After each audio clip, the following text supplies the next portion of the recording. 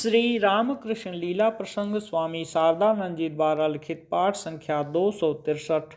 भक्तों के साथ श्री रामकृष्ण देव सन 1885 ईस्वी। भक्त महिलाओं के साथ श्री रामकृष्ण देव का अपूर्व संबंध। उन सती साध्वी भक्तिमती महिलाओं के साथ काम गंध रहित श्री रामकृष्ण देव का कैसा अपूर्व मधुर संबंध था, यह कहकर समझाना संभव नहीं है। उनमें से अधिकांश महिलाएं उस समय ही श्री रामकृष्ण देव को अपना साक्षात इष्ट देव माना करती थीं। उनके संबंध में सभी के भीतर इस प्रकार का विश्वास था तथा किसी किसी भाग्यवती महिला ने गोपाल की माँ की तरह दर्शनादि प्राप्त कर भी उसे साक्षात अनुभव किया था। अतः श्री रामकृष्ण देव को वे अपने से भी अधिक अपना समझा करती थीं तथा श्री रामकृष्ण देव से उनको किसी प्रकार का भय या संकोच अनुभव नहीं होता था। घर पर जब कभी वे अच्छी खाद्य सामग्री बनाती थीं तो अपने पति पुत्रों को वह वस्तु पहले न देकर श्री रामकृष्ण देव के निमित्त पहले भेज दिया करती थीं अथवा स्वयं ले जाती थीं। श्री रामकृष्ण देव के विद्यमान रहते महिलाएं कितनी ही बार दक्षिणेश्वर से पैदल चलकर कलकत्ता अपने घर लौटा करती थीं, यह कहना संभव नहीं है। किसी दिन सायंकाल के बाद, किसी दिन रात के 10 बजे वे घर लौटती थीं तथा किसी किसी दिन उत्सव कीर्तन आदि के समाप्त होते तथा दक्षिणेश्वर से लौटते लौटते उन्हें आधी रात से भी अधिक देर हो जाया करती थी। श्री रामकृष्ण देव बालक की तरह कितने ही आग्रहपूर्वक उन महिलाओं में से किसी किसी से अपने पेट की बीमारी इत्यादि की दवा पूछते थे। उनको इस तरह पूछते हुए देखकर किसी के हंसने पर वे कहा करते थे, तू क्या जानता है, वह कितने बड़े डॉक्टर की पत्नी है, 2-4 दवा अवश्य ही उसे मालूम है। किसी के प्रेम भाव को देखकर वे कहते, वह कृपा सिद्ध गोपी है।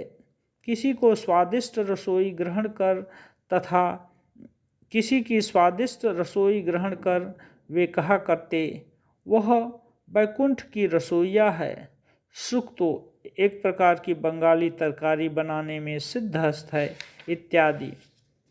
भक्त महिलाओं से श्री रामकृष्ण देव का गोपाल की माँ के दर्शनादि की बातें कहना तथा उनको बुलवाना। जलपान करते हुए श्री रामकृष्ण देव उन महिलाओं से गोपाल की माँ के सौभाग्य की बातें कहने लगे। उन्होंने कहा, अरे कामारहाटी से वह जो ब्राह्मणी आती है जिसका गोपाल भाव है, उसे कितने ही दर्शन प्राप्त हुए हैं। वह कहती है कि गोपाल उससे हाथ पसार कर खाने को मांगता है।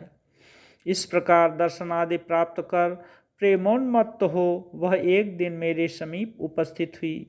भोजनादि करने के पश्चात तब कहीं वह कुछ शांत हुई।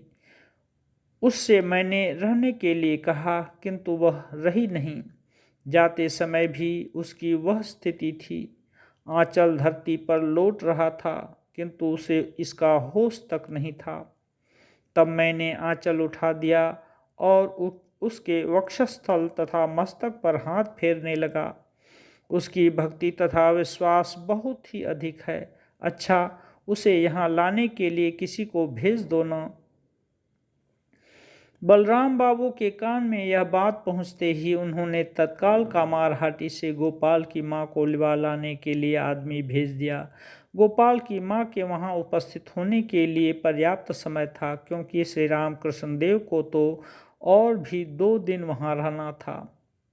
जलपान करने के पश्चात श्री रामकृष्ण देव बाहर आकर बैठ गए तथा भक्तों के साथ विभिन्न प्रकार की चर्चाएं करने लगे। अपराह्न के समय सहसा श्री रामकृष्ण देव गोपाल भाव में आविष्ट होना तथा उसके दूसरे ही क्षण गोपाल की माँ का वहाँ उपस्थित होना। क्रमशः उनका मध्याह्न भोजन समाप्त हुआ। भक्तों ने भी प्रसाद ग्रहण किया। कुछ देर विश्राम करने के बाद श्री रामकृष्ण देव बाहर के हाल में आकर विराजे तथा भक्तों के साथ नाना प्रकार की बातें होने लगीं। प्रायः सायंकाल हो आया था। उस समय उन्हें भावावेश हुआ। बाल गोपाल के धातु निर्मित विग्रह को हम सभी लोगों ने देखा है। अपने दोनों घुटनों तथा एक हाथ को धरती पर टेक कर घुटने चलने की मुद्रा में एक हाथ ऊपर की ओर उठाकर वह ऊपर इस तरह देखा करता है मानो किसी के मुंह की ओर सानंद सतृष्ण दृष्टि से देखता हुआ कुछ मांग रहा है। भावावेश में श्री राम कृष्ण देव के अंग प्रत्यंग की आकृति भी ठीक वैसी ही हो गई।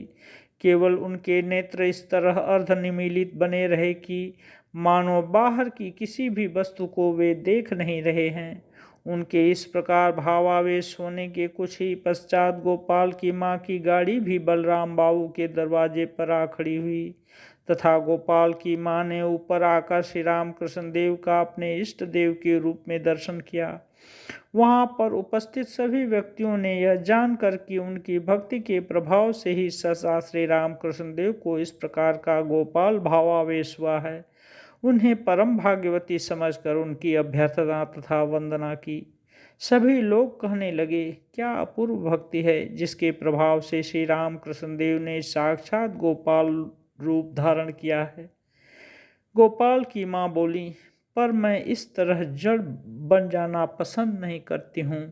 मेरा गोपाल हंसेगा, खेलेगा, दौड़ धूप करता रहेगा, किंतु यह कैसी स्थिति है, एकदम मानो जड़ जैसी। मुझे ऐसा गोपाल नहीं चाहिए। वास्तव में ही भावावेश में श्री राम कृष्ण देव के बाह्य ज्ञान को लुप्त होते जिस दिन उन्होंने सर्वप्रथम देखा था, उस दिन भयभीत तथा व्याकुल हो श्री राम कृष्ण देव के श्री अंग को ढकेलते हुए उन्होंने कहा था, बेटा तुम इस तरह क्यों बन गए। यह उस दिन की घटना है जिस दिन श्री राम कृष्ण देव पहली बार कामारहाटी गए थे। भावाविष्ट होकर श्री राम कृष्ण देव जब जो करते थे उस समय वही सुंदर प्रतीत होता था। इसका कारण, जब हम लोग श्री राम कृष्ण देव के समीप उपस्थित हुए थे उस समय श्री राम कृष्ण देव की आयु 49 के लगभग थी। संभवतः 49 पूर्ण होने में 5-6 महीने बाकी थे। गोपाल की माँ भी उन्हीं दिनों उपस्थित हुई थी। श्री राम कृष्ण देव के समीप जाने के पहले हम यह सोचा करते थे कि छोटा बच्चा जब नाचा कूदा करता है या अंग भंगी करता है तो लोगों को वह दृश्य रुचिकर प्रतीत होता है, किंतु यदि कोई बूढ़ा या हट्टा कट्टा व्यक्ति इस तरह का आचरण करने लगता है तो उसे देखकर लोग असंतुष्ट होते हैं अथवा उसकी हंसी उड़ाते हैं।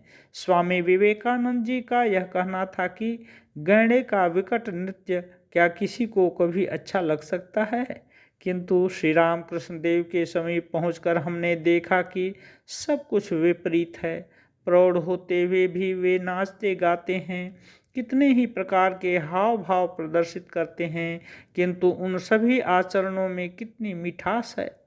गिरीश बाबू कहा करते थे कि किसी बूढ़े व्यक्ति का नृत्य ऐसा सुंदर हो सकता है, इस बात का कभी स्वप्न में हमें आभास नहीं था, और वास्तव में उनका यह कहना यथार्थ था। उस दिन बलराम बाबू के घर पर गोपाल भावावेश में बाल गोपाल की तरह उनके अंग प्रत्यंग की जो स्थिति हुई थी वह कितनी रमणीय थी। इस सुंदरता का हमें अनुभव क्यों होता था उस समय हम समझ नहीं पाते थे, बस केवल सुंदरता का ही अनुभव किया करते थे। अब हम यह जान सके हैं कि उनके भीतर जब जिस भाव का उदय होता था तब पूर्ण रूप से उसी भाव का आविर्भाव होता था। उस समय उनमें लेश मात्र भी दूसरा भाव नहीं रहता था, रंच मात्र भी भीतर एक प्रकार का तथा बाहर दूसरे प्रकार का भाव या बाह्य प्रदर्शन नहीं रहता था।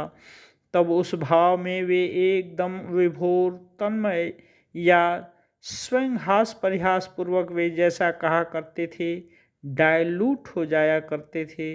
अतः वृद्ध हो कर वे उस समय बालक का अथवा पुरुष होकर रमणी का अनुभव कर रहे हैं, यह बात लोगों के हृदय में उदित ही नहीं हो पाती थी। उनके अंतःस्थित प्रबल भाव तरंग शरीर के भीतर से निकलकर मानो उनके शरीर का एक साथ परिवर्तन एवं रूपांतर कर दिया करते थे।